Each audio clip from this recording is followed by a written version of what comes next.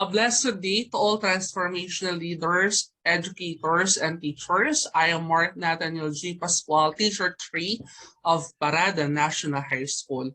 Today, I am about to share with you the mentoring program I initiated and organized to assist teachers in delivering quality education and instructions to students amidst the COVID-19 pandemic. But before that, allow me to give you a glimpse of my journey leading to this mentoring program, which became a remarkable milestone in our school. As a transformational teacher, I engaged myself to research. I conducted different action researches that center on material development, which is the main core of this mentoring program. Moreover, my research was recognized by Literacy Coordinating Council and opted as one of the 2021 Research Symposium awardees. As a transformational teacher, I serve as one of the resource speakers in the National Training on Instructional Materials for the New Normal organized by the Magister Servus. Then my learning materials was recognized by the Schools Division of Bulacan as one of the best modules and ranked me as one of the best module presenters.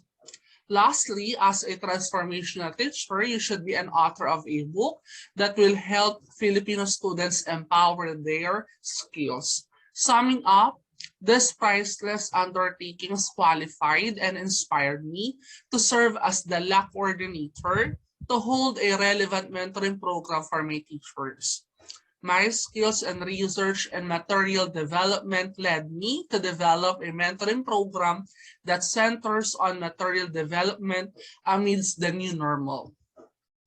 The mentoring program is entitled Project Care, Contextualized Assessment Tools and Resources for Excellent Learning Experiences Amidst New Normal. Because no teacher doesn't care for students, especially now that face-to-face learning is prohibited to be utilized. That is why teachers are urged and encouraged to develop learning materials and assessment tools to make sure that education will continue despite the threat of the COVID-19 virus. The objectives of the mentoring program are the following. First, assist teachers in utilizing contextualization approach in developing learning resources and assessment tools.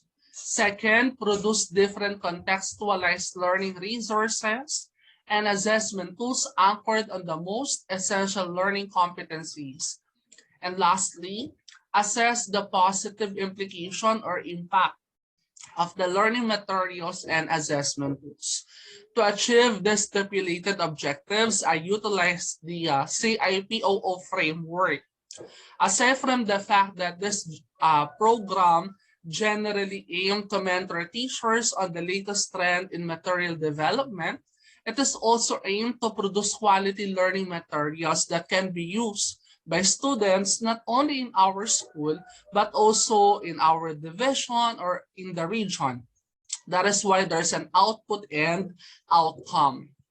For the context, our school opted the modular distance learning to ensure that the students will enjoy the learning process.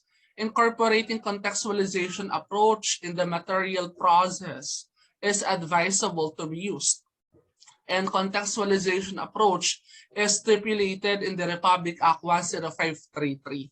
However, teachers have limited idea about it, and it is reflected in the needs analysis report. Therefore, for the planning stage, I gathered information and data on the needs of the teachers in line with the material development process. It served as the input. Through focus group discussion conducted virtually and face-to-face, I found out that teachers are uninterested in developing their own modules and have limited idea on contextualization. For the implementation stage, I conducted a series of LAC sessions on the nature and importance of contextualization, as well as the parts of a module. The book that I published served as the model of teachers in navigating the features of the contextualization. I also invited competent speakers to aid teachers on the technical specification in writing a module. Every quarter, the mentoring session was held. As the school principal appreciates the significance of the mentoring program, I was invited to share my discussion with other departments. One-on-one mentoring sessions were held for those division-level module writers.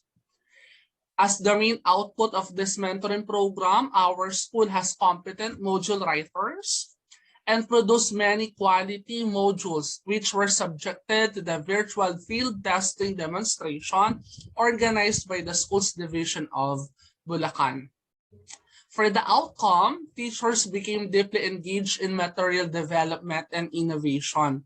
That is why the regional office considered our school as the pilot school for the curriculum innovation in English. It is shown that through the mentoring program, teachers became competent and inspired to develop learning resources, especially in this particular curriculum innovation. After this mentoring program, I was given a certificate of recognition for having served as the LA coordinator for the said mentoring program. The designation letter signed by our principal was also attached. Prior to the conduct of the mentoring program, I prepared the LAC implementation plan signed by the head teacher and then the principal. The objectives, key activities, and success indicators were attached or presented.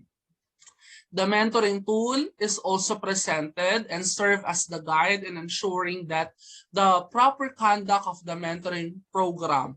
Then teachers are tasked to make their own reflection journal. These are the school memorandums signed by the school principal in every mentoring session. The objectives of the session were presented. The LAC action plans were compiled and used as a guide in designing a new mentoring program. They are used to determine what went well and what went wrong, or the continuation of the previous mentoring program. It is part of the evaluation process. They were signed by the school principal.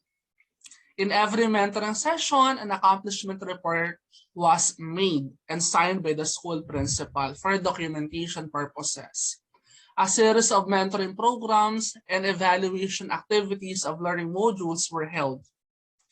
Then virtual mentoring sessions were held also. During the fourth quarter, the final evaluation of the mentoring program was held. It was attended by the head teacher and master teachers of our school.